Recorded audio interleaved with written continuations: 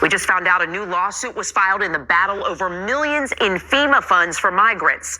Let's get out to News 4 Government Affairs reporter Melissa Russo live in our newsroom with all the late-breaking details. Melissa. Yes, Natalie, and what Mayor Eric Adams will undoubtedly say is a move that demonstrates his independence from President Donald Trump.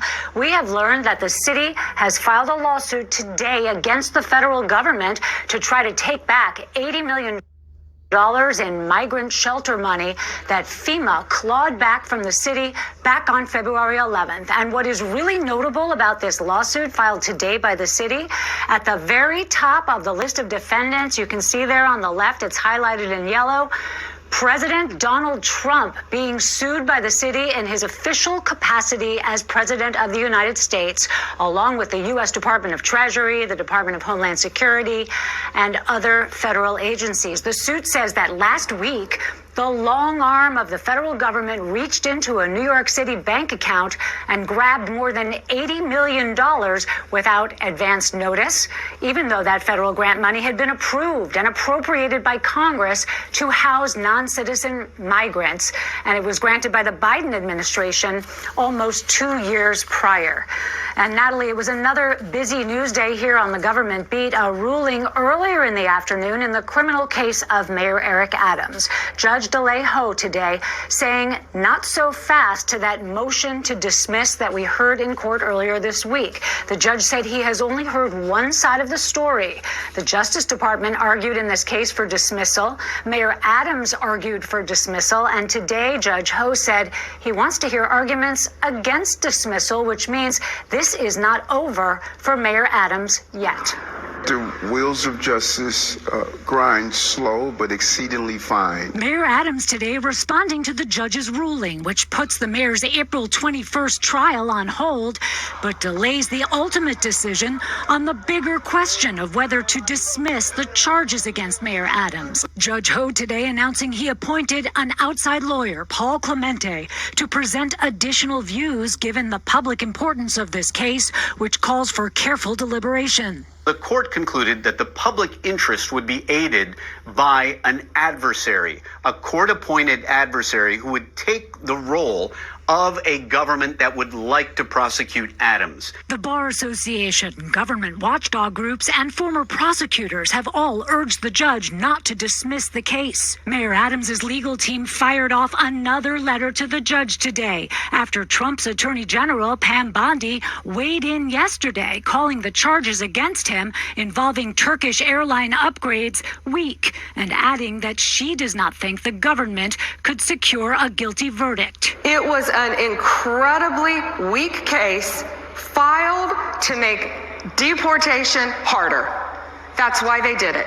They took one of the biggest mayors in the country off the playing field in order to protect their sanctuary city.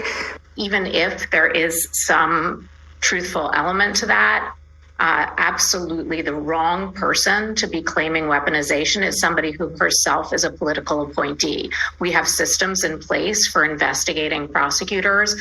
We have neutral parties who look into this, who tell us when something has gone wrong or has been corrupted. Mayor Adams, meanwhile, says despite Governor Kathy Hochul taking steps on Thursday to limit his power, he thinks the governor still has faith in him. No, I don't think that she lost her confidence. Clearly, she is aware for how well we've done to move the city forward, and we're going to continue to do it. There's no real legal reason to put those three initiatives in place. We're going to continue to do our job.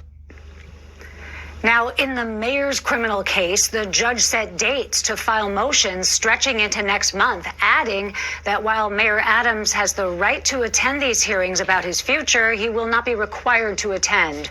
But once again, Mayor Eric Adams and the city of New York also today suing President Trump in federal court in his capacity as president for that $80 million in FEMA funding that the Trump administration pulled out of a New York City bank account without notice after the Trump administration took over back on February 11th.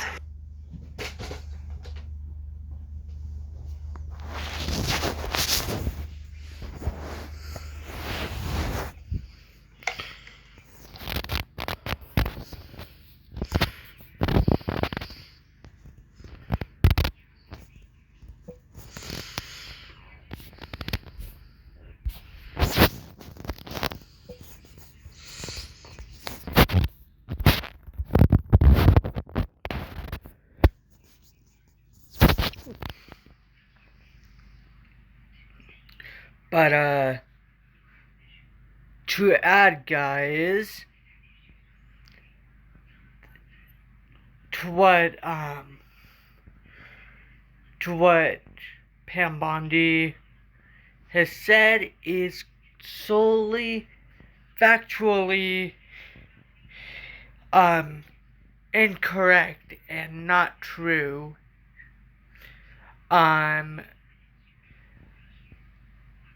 We had a reason, there was a reason for this to be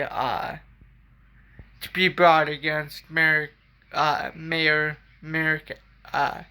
Eric Adams. Pam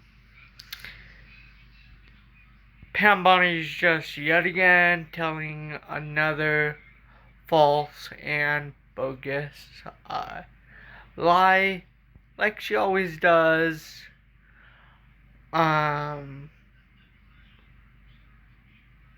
Eventually, I see her going down, along with the Trump administration, for spreading lies and telling misinformation. Without further ado, ladies and gentlemen, this is gonna end today's video.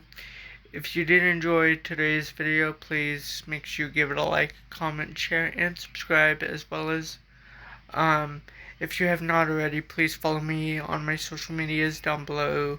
That way you can stay up to date on when I posted a brand new legal breaking update to the YouTube channel.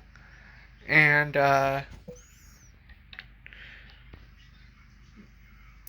please help me reach the channel goal of 100 plus subscribers. The reason why I'm saying 100 plus subscribers is because we have more subscribers to reach after we reach the 100 subscriber goal mark. Thank you everybody for watching, and I will talk to you guys in the next legal breaking update. And please stay safe during this wintry, weathery conditions.